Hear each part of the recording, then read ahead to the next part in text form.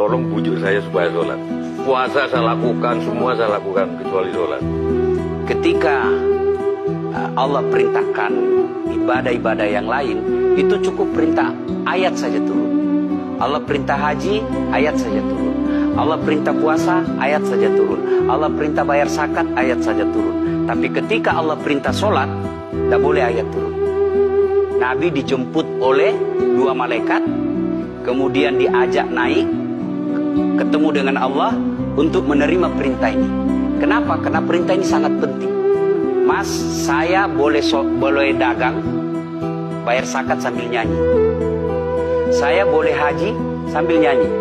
Tawaf, labbaik Allahumma labbaik, labbaik la syarika lak labbaik. Boleh. Ya, saya bayar zakat boleh sambil nyanyi. Begadang jangan begadang. Kenapa? Sholat tak boleh. Allahu Akbar. Darah muda, darahnya pada batal sholat saya. Kenapa? Inilah puncak penghambaan kepada Allah. Jadi puncak penghambaan kalau saya meraku hamba, sholat. Yang paling mulia dalam tubuh kita, kepala. Adik-adik bercanda dipukul pantatmu masih senyum. Dorong dadamu masih senyum. Tapi jangan bercanda pukul kepalamu. Tak, kau pukul kepala saya pasti saya marah. Kenapa? Harga diri di sini. Tapi ketika kita sholat, anggota tubuh yang paling mulia, kepala, rendahkan seperti kakimu. Kita akan Ini penting. Kalau saya sudah mulai ini. Oke. Ya, karena kalau ketika saya mau sholat, saya melihat banyak koruptor sholat. Ya, Saya melihat banyak orang sholat yang kalau saya ajak ngomong main HP, nggak punya adab. yang paling enak memang sholat tidak korupsi. Yang paling nyaman memang, paling ideal sholat jujur.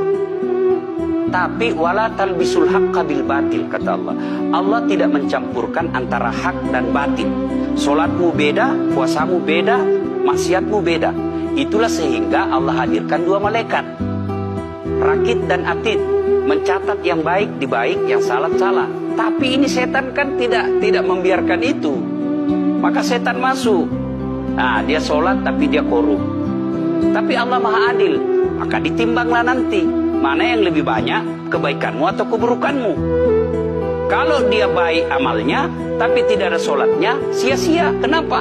Passwordnya kebaikan itu, kuncinya itu adalah sholat. Ustaz, ketika naik haji, naik pesawat, pesawat itu mungkin dibikin orang yang nggak sholat. Iya, betul. Terus gimana dong? Nah, Kursi itu mungkin dibikin orang yang nggak sholat. iya betul. Terus? Nah, bagi orang yang tidak sholat itu, Allah nanti perlihatkan amalnya. Yang ciptakan listrik ini luar biasa amalnya. Iya. Saya bisa dakwah karena ada mic. Iya. Dan mic itu dari orang non-muslim yang ciptakan. Maka Allah nanti pamerkan. Ini kau punya amal. Ini 10 miliar kau punya amal. Mana passwordnya? Mana kuncinya? Kuncinya itulah sholat. As-sholatu imanuddin, as-sholatu miftahul jannah. Sholat itu kunci kebaikan, sholat itu tiangnya agama. Sebuah bangunan, dia bisa berdiri tanpa dinding. Sebuah bangunan, dia bisa kokoh tanpa atap. Tapi ketika bangunan tidak punya tiang, pasti tidak kokoh. Tiang itulah dalam agama sholat. Dia tidak khusyuk, tidak ada urusan. Allah tidak hitung kamu khusyuk atau tidak. Kamu datang deh sujud sama saya. Orang haji kan melempar 3 jumroh. 1 tiang, 7 batu. Kenapa tidak dikumpul saja itu? 1 kali lempar, tak. Kenapa? Kenapa mesti 3 hari dan kenapa mesti 3 titik? Itu pesan moralnya, melawan setan itu perlu napas panjang. Dengar azan, jangan pikir setan dia tebar itu. Tidak usah kau sholat, nanti kau tua. Anggaplah pergi sholat, setan menyerah, tidak. Buru-buru kamu, buru-buru. Akhirnya apa?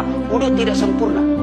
Anggaplah anda wudhu dengan sempurna, setan menyerah, tidak. Masuk masjid, tidak usah sholat sunnah, tidak usah sholat sunnah.